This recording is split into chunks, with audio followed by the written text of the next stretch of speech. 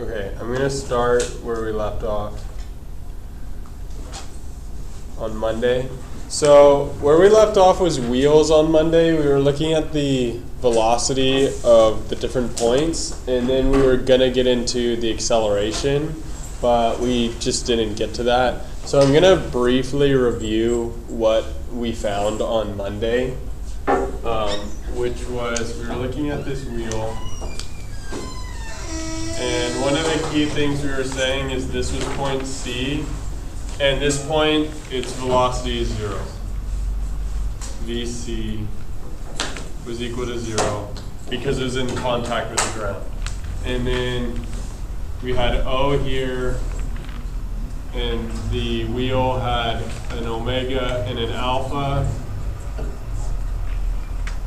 And these are negative because they're going clockwise, right? Counterclockwise.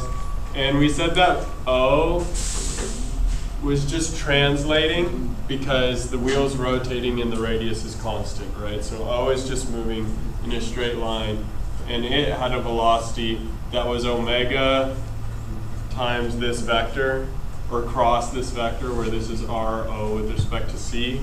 And so we used this equation, VO is equal to VC plus omega cross RO with respect to C. And this was 0, so VO was just equal to, the magnitude of omega times the magnitude of R in the positive j hat direction. Right, so I'm just going from these vectors as this cross product to magnitudes because I'm giving it a vector direction. If I didn't put this I hat, this would not work. This would not make any sense. But because I put, or this j hat, sorry. Because I put this j hat, I can go from here to here. And one thing to note when you're doing problems with a cross product, I made this mistake on my homework, is you need to make sure you're looking at the correct direction for this R vector when you do the cross product. Like when I was doing one of the problems, I said that it was pointed down. But in this case, if you're ever doing O with respect to C, that means the vector points to O from C. So always make sure you have the right direction. So this would be a K, or in this case a negative K vector, because omega is going in the wrong direction. And this would be a positive J because it's going upwards, right? And then we did the whole right-hand rule cross product thing and got this. And I'll do that right-hand rule thing again later.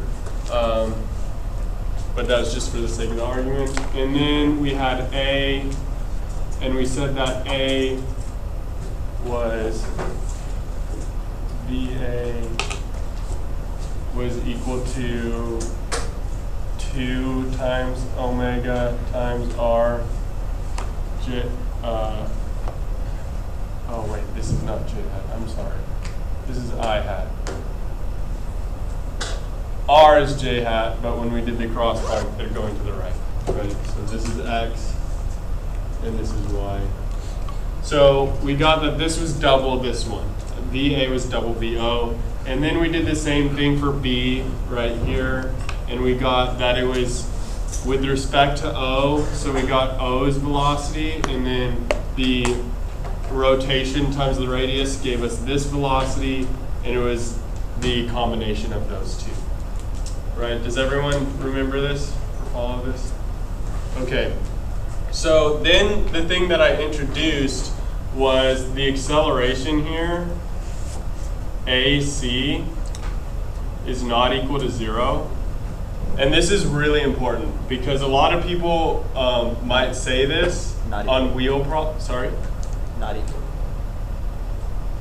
Yes, is not equal to 0. I said, do as I say, not as I write. I guess that would work. But so AC is not equal to 0 here, even though its velocity is 0. And one way you can think about that is I was thinking about a way to explain it last night. If I say T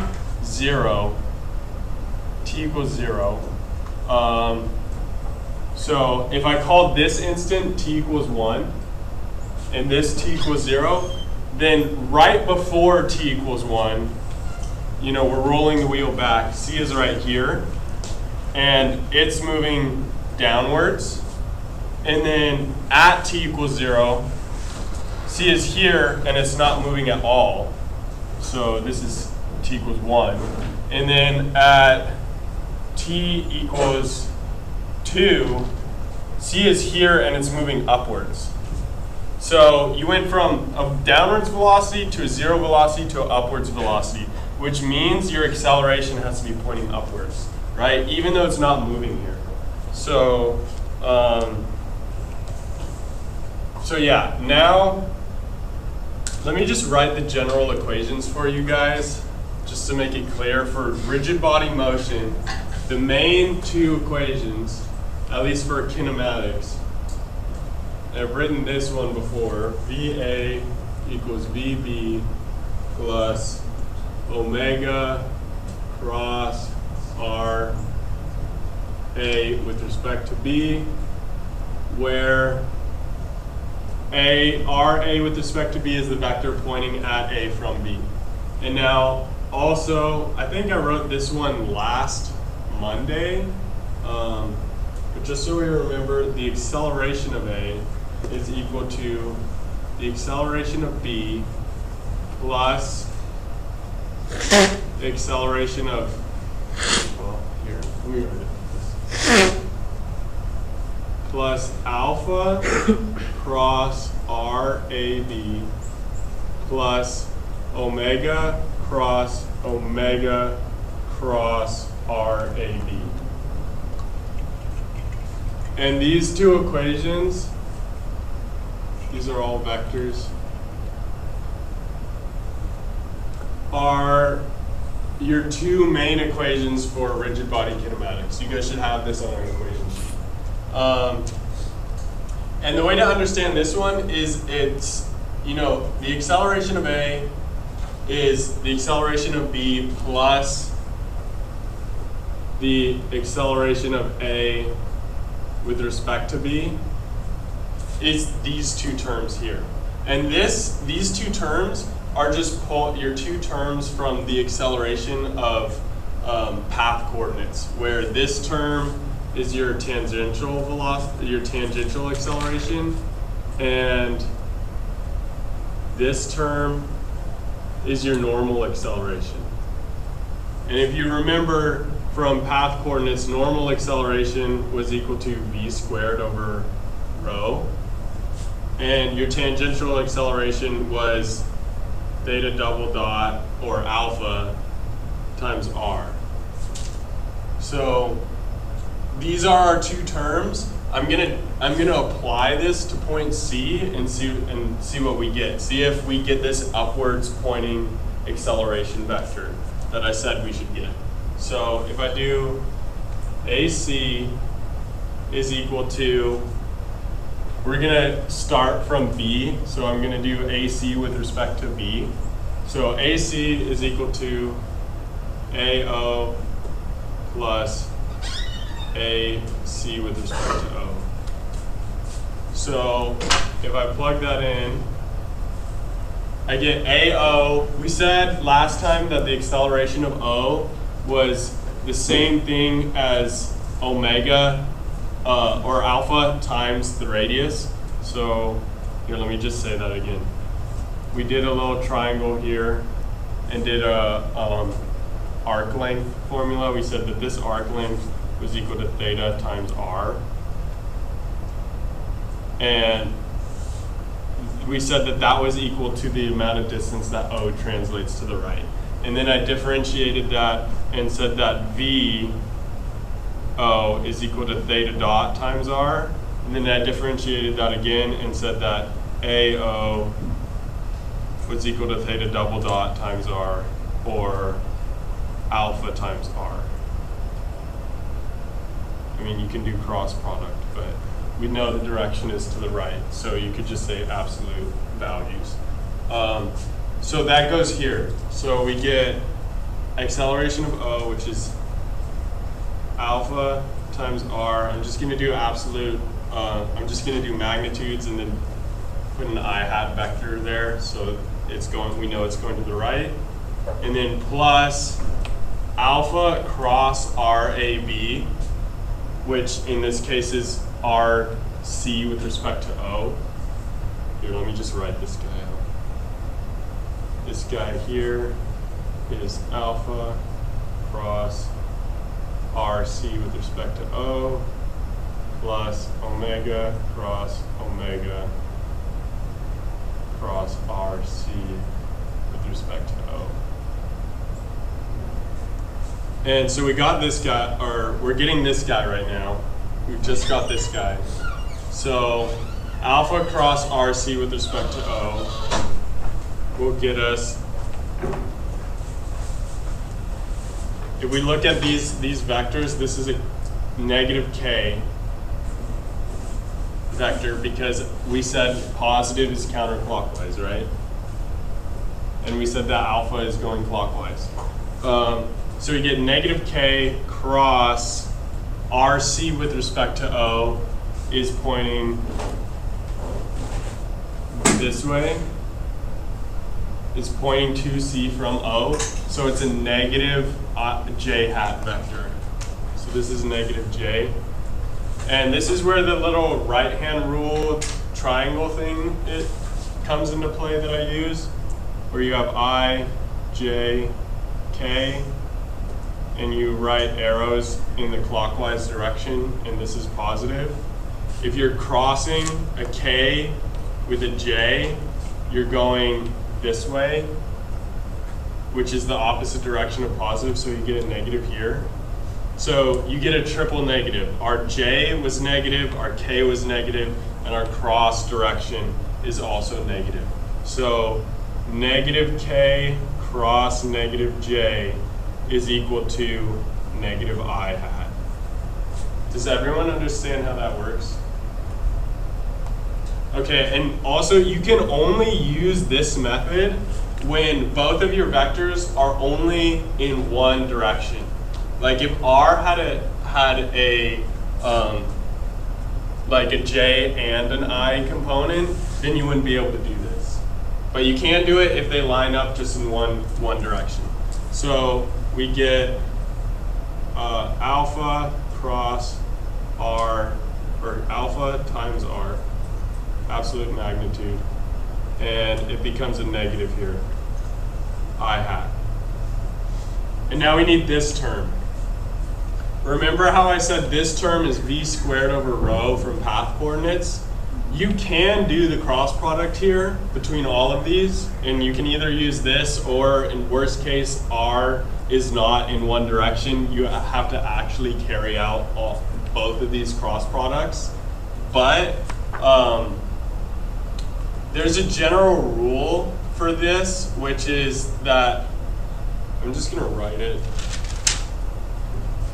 I'll write it here, even though it's really far away. The normal acceleration for 2D problems with k, with omega in k, is always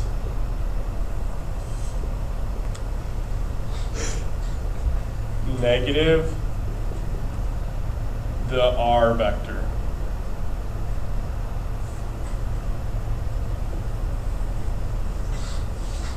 And this is just a rule. So this normal acceleration here, it is always pointing the opposite direction of the R vector. So we set our R vector, I'm going to erase this one because we used that one for O earlier. This R vector is pointing downwards, so this normal acceleration term is going to be pointing upwards. And that's just a rule. That's just something you can remember so that you don't have to do this cross product. So what you can say is just take the magnitudes, omega magnitude squared times r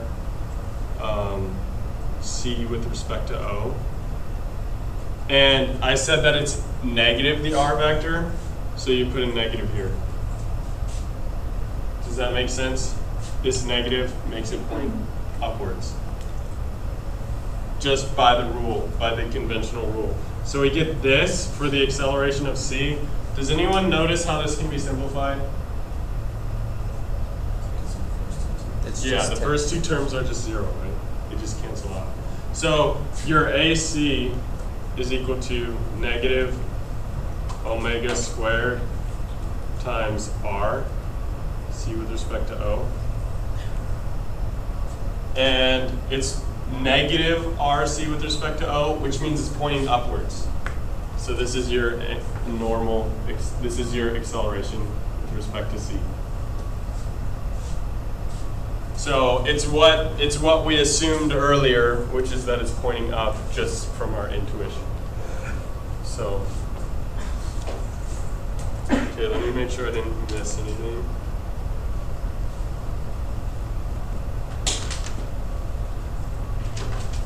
Okay, any questions on that? It's perfectly clear, right?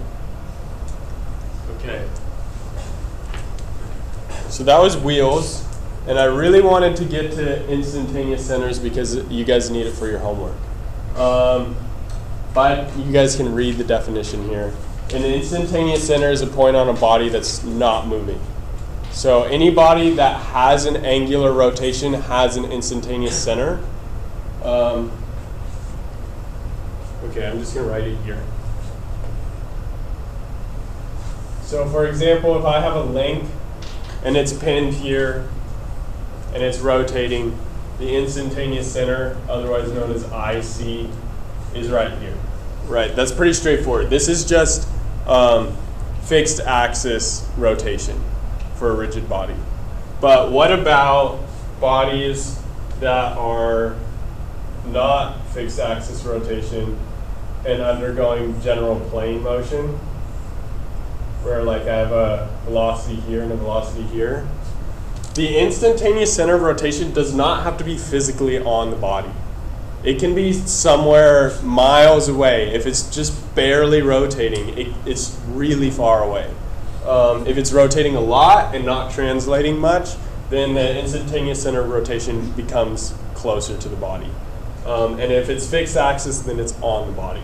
So for a problem like this, you can kind of intuitively see that it's rotating this way, like as this point moves to the right and this point moves down, it's going to rotate like this. And I'll show you guys how to find where it is later, but the instantaneous center of rotation would be here.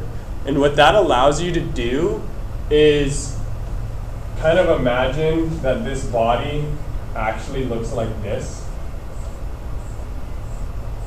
And it's just rotating about this point.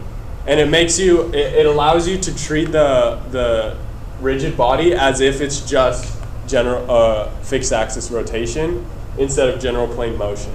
And then everything from this point is, you know, moving less and less as it gets closer to the point.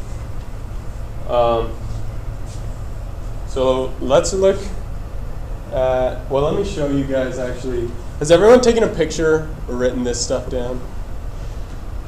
Okay.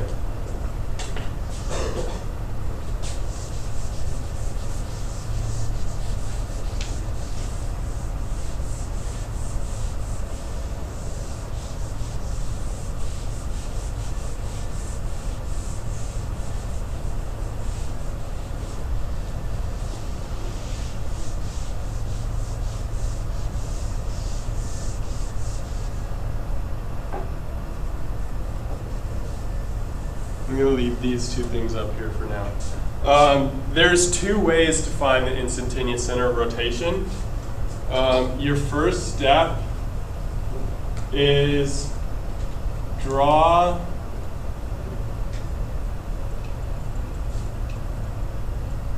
perpendicular lines to velocity vectors.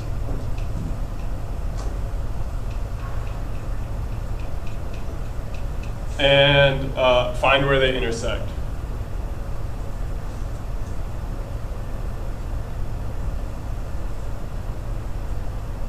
So in this case, if we drew a perpendicular line, let me make it line up with the point that I made, of this guy and a perpendicular line to this guy, where they intersect right here is the instantaneous center. You can't always do this though. For the example of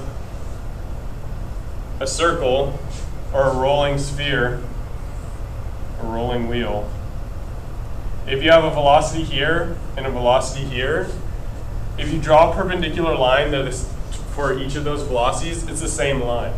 So they meet everywhere. So when this is the case, use magnitudes. And in this case, you can draw a triangle with their magnitudes and find that this is the IC of a rolling wheel. So if you can't do this, then you can do this. And you can treat it geometrically. Like if this is 10 meters per second, and this is 5 meters per second, and this is 1 meter, and this is 1 meter, then you can just use geometry to find where this point is. And I think one of your guys' homework problems has some velocity here where the wheel is slipping. So it offsets your triangle to be down below the ground somewhere. And you can use, again, you can use geometry to find that location. There are a couple caveats to this. Well, I wouldn't call them caveats, but just a couple things to know. So a couple notes is anywhere A can get velocity of any point using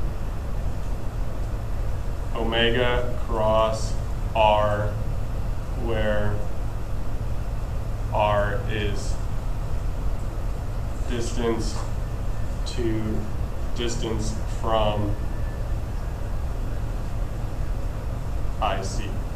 So if you know the geometrical location of the instantaneous center of rotation and you know omega, you can find the velocity of any point because it's just path at that point, which is just omega times r, or theta dot times r.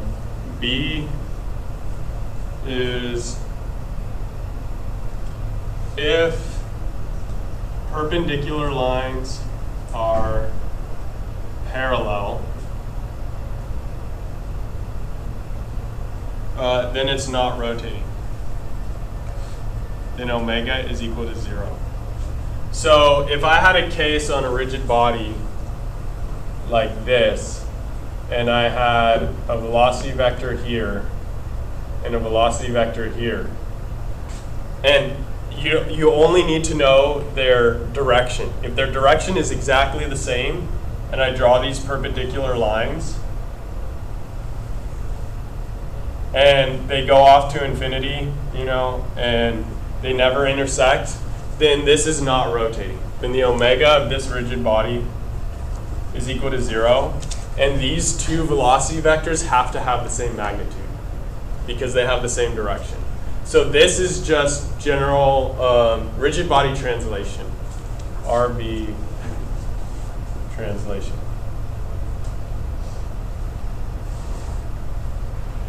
And C, if two velocity vectors are in same line, they are equal. So all this is saying is that the body is rigid. So if I have a body here, and I have a velocity vector here, and a velocity vector here, these guys have to be the same because this distance can't change. So you guys have a couple problems on your homework, I think, where you have some linkage, I think, and they're pinned here. And there's a pin here and a pin here. What are the directions of the velocities if these guys are rotating for each of these points? It's rotating downwards. It's down, right? And this one's also going to be down. So that means that these two velocities have to be the same, which means that this guy's not rotating. So that's just kind of a rule. You can either just intuitively see that or just follow it as a rule. So. And just to go a little further with that one, the smaller one is rotating more because it would have to get this, yeah, sorry, I shouldn't have erased that so quickly. The smaller one is rotating faster.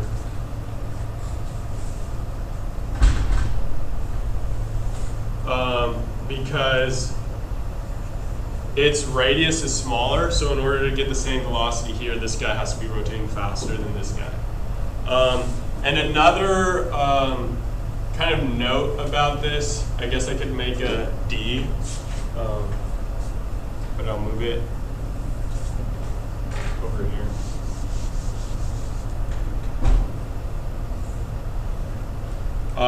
Which is,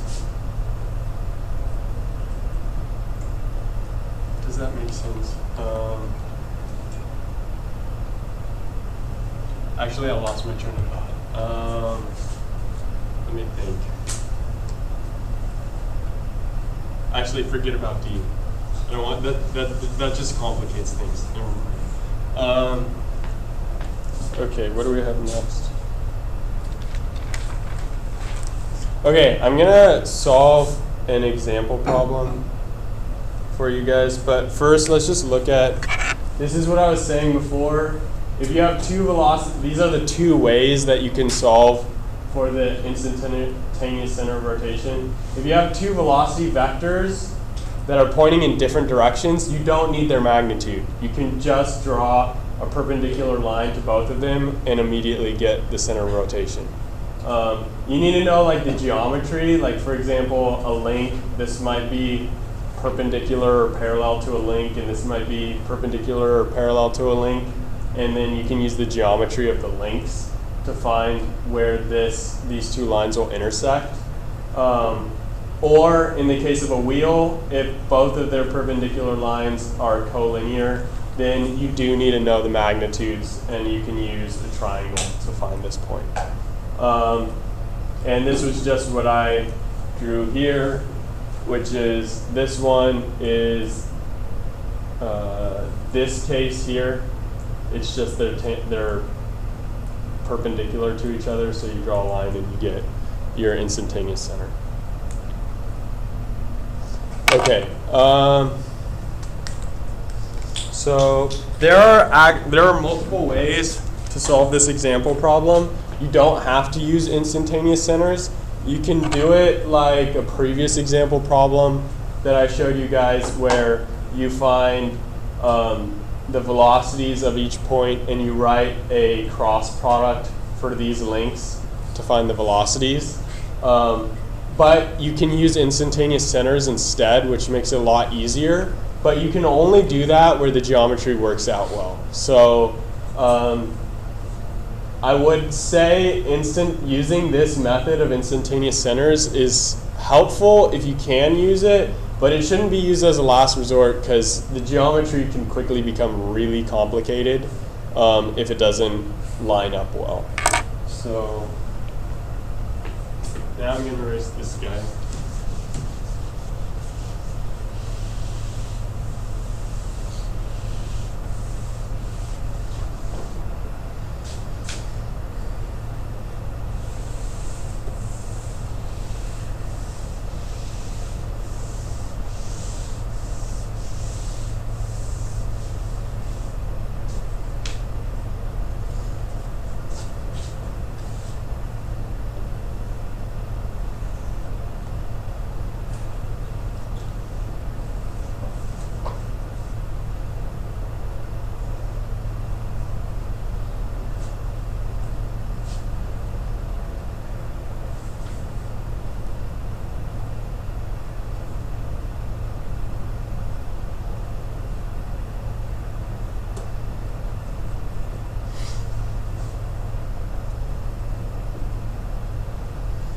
Okay, so this problem, we are given the geometry and this initial rotation, and they want us to find the rotation of link BD. So what we can initially just kind of intuitively see is that the velocity of B is pointing this way because its path coordinates with respect to this guy, so it's just pointing straight up, right? And this velocity, VB, is equal to omega times, what's that distance there? 0.175.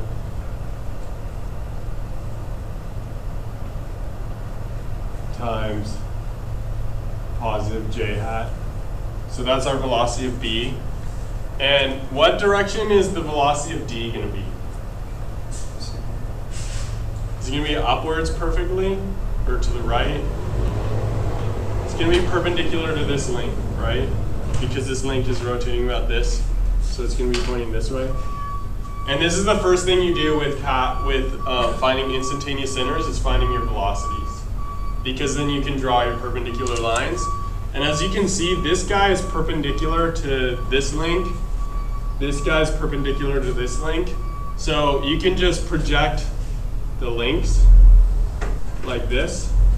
And this is your IC. But now we need to find where this is, you know, in terms of actual distances. And one thing you might be able to see is that you can derive the angle here. At this point, it's just geometry, so you don't have to do it the way that I'm doing it. There are a lot of ways to do geometry, but the way I did it is you can find the angle here, and that's equal to this angle here, because they're, you know, alternate interior angles.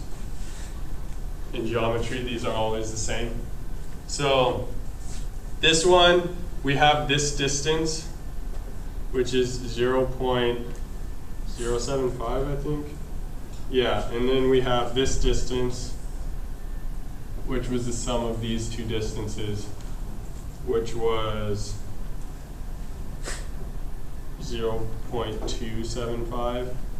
And so you can find this theta by saying tan theta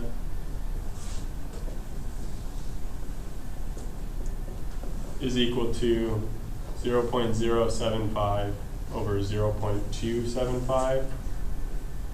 And I can do the same thing for the tangent theta here for this distance.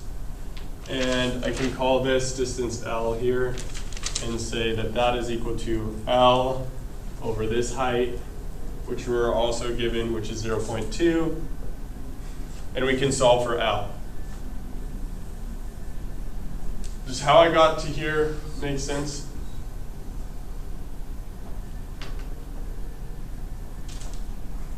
People still writing? Yeah? Okay. So you solve for L, and L, what is L equal to? 0.733 meters. And now you can do, again, you can say that this link is rotating about this point, and you can solve for the, write an equation for the velocity of B from here. So I can say VB is equal to L times, we'll do omega first, omega BD times L. And you know, we have L is 0.733. And this is in the I hat, or the J, positive J hat direction. And again, I'm just doing magnitudes because we know that it's pointing upwards. If this guy's rotating this way, then the velocity has to be upwards. And if you think about it, if this B point is moving up and this is moving this way, then this link is going to rotate counterclockwise, right? So that is just going to be equal to our VB, which I now realize I didn't write it down. Omega is 10, so it's 1.75 meters per second.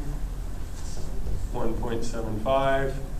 And we get that omega BD is equal to 2.387 radians per second in the CCW direction.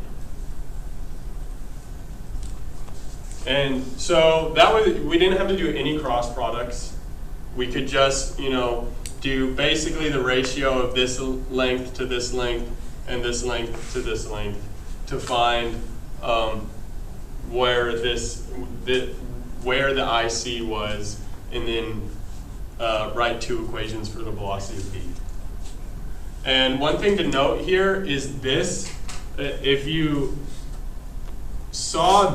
look at this, you might say this is omega BD, but I was writing the equation around here as if this is a link.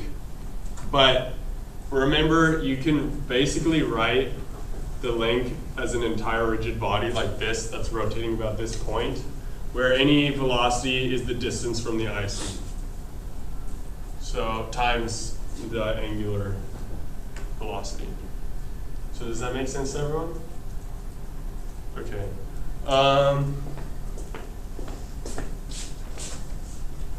I wanted to give you guys a little bit of help on some of the homework problems, because one of them just doesn't tell you the direction that everything is going, and another one is a little unintuitive.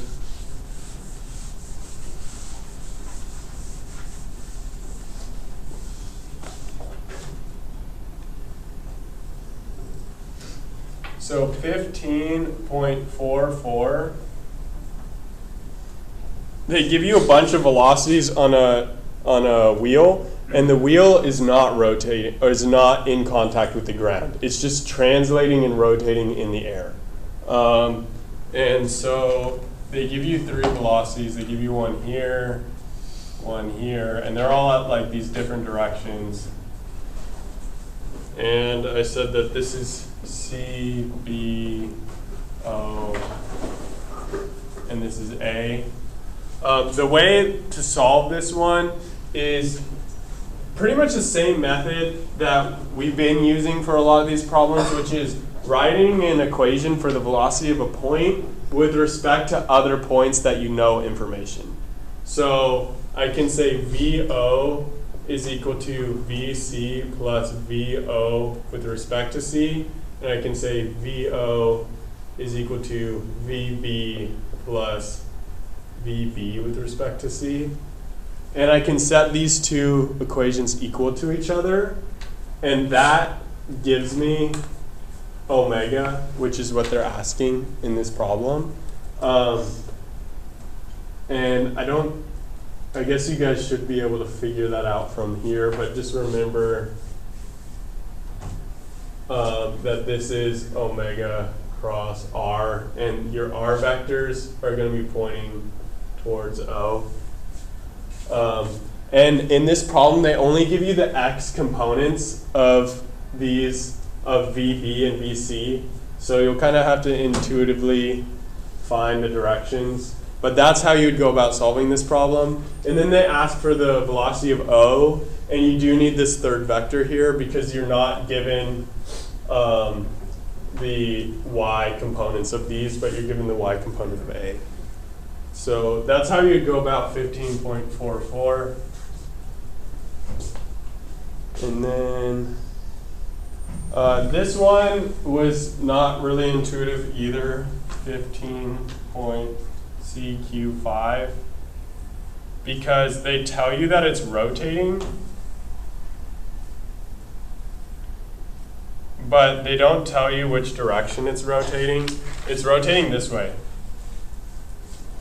And it's not slipping with the ground, which means, and this guy's like sliding on the ground, which means it's translating this way. So, and then you guys would just say what your velocity vectors of this guy and this guy are, and then, use your tangent lines to find where they intersect.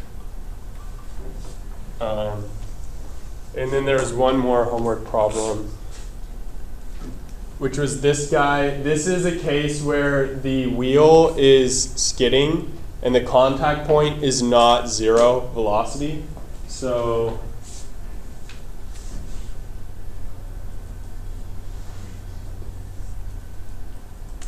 $15.74.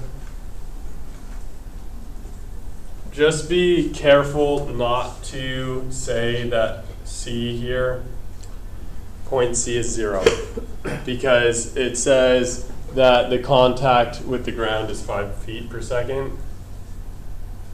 And I guess we can just do this together. What's the velocity of O? I'll give you guys like a minute or two to look at this problem and determine what you think the velocity of O is. Just by reading the problem.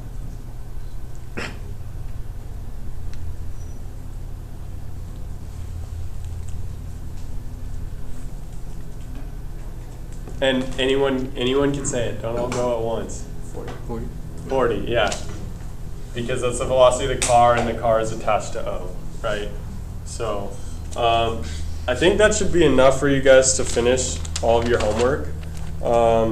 I don't really have anything else for you guys, but in that case, I can go over one of the midterm problems.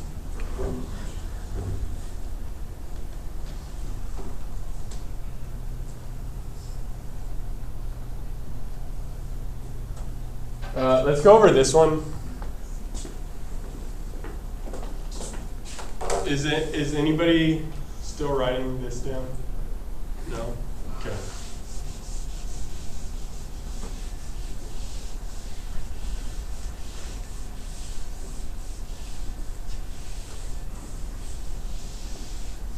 So, show of hands, how many people looked at the practice exam? Okay, so if you looked at the practice exam, this is like a little trickier than the practice exam, and I felt that I couldn't just put the same problem as the practice exam. So if you got this one right, you fully understand polar. If you got both A and B right, then you know how polar works, and that's good for you. If you didn't get it right, now you see where you might have, not a thorough understanding. And if you understand this problem and you can do it, blindfolded, then you should have a pretty good understanding of polar. But we had a link here, or a rod, that's moving like this, and it's rotating. And you can think of this as like you have a pipe and you have a marble in it and you're flinging it, essentially. There's no force that you're imparting laterally to the rod. This is why I said there was no friction. So there's no force pushing it along the rod. But that does not mean, so there's no force along the rod, which means A sub r is equal to 0. Right? That means there's no acceleration here because F is equal to ma, and F is 0, so that means A is equal to 0 in the r direction. And what that means is if we write our equation, which I know I'm going to mess up if I don't look at it, our polar equation, which once you see that once you understand that it's a polar problem, you should immediately write your acceleration equation and or your velocity equation for polar. And we get A is equal to r double dot minus r theta dot squared e sub r plus r theta double dot plus 2r dot theta dot e sub theta. And when you write this out, you immediately want to start crossing out terms that are 0, right? So I said that it's rotating at a constant angular velocity. That means r double dot is 0, right? So this guy is 0. We don't have to worry about this guy.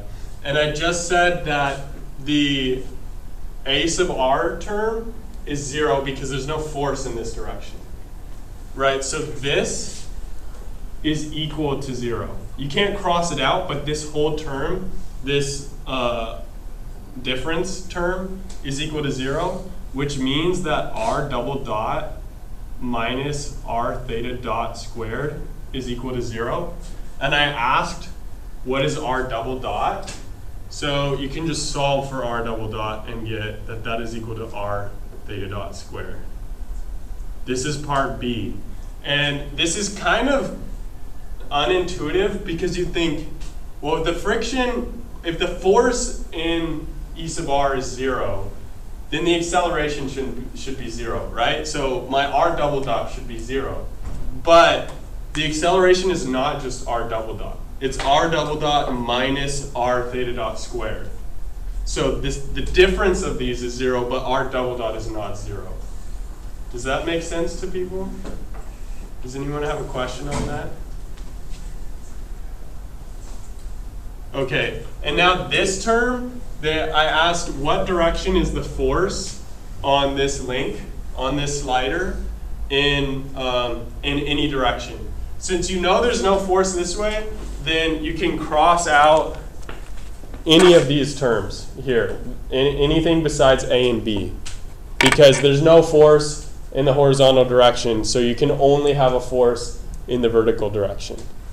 And some people kind of intuitively thought, well, this rod is rotating downwards, so it's going to be pushing the slider downwards, right? And so they said that the velocity was downwards, which is actually correct. If you think about it, like the marble in a rod, in a tubes idea, and you're flinging it, you're kind of pushing against the marble, right?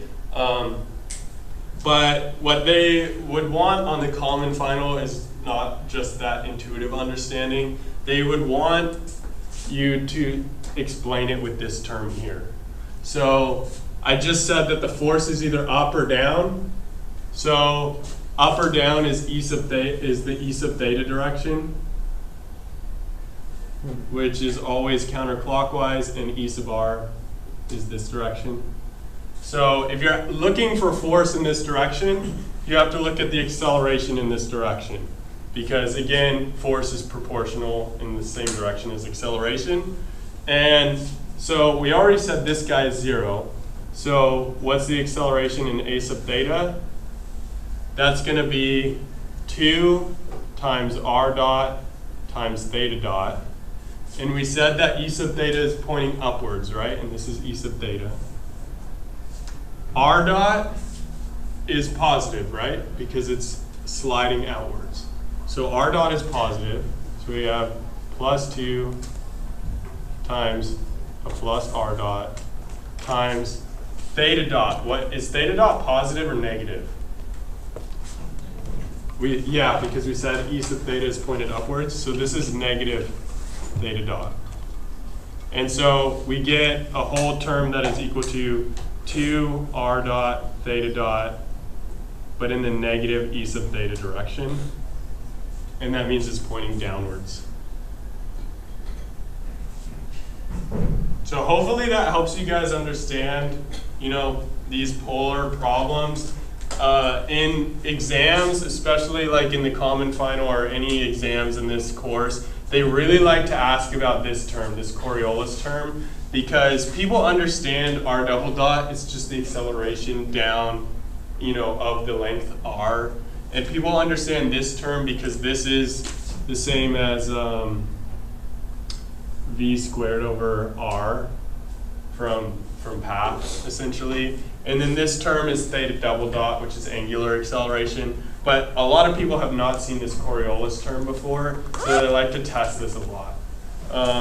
So if you can follow this, then you should have a better understanding of polarity. Any questions? Okay, we're good to go.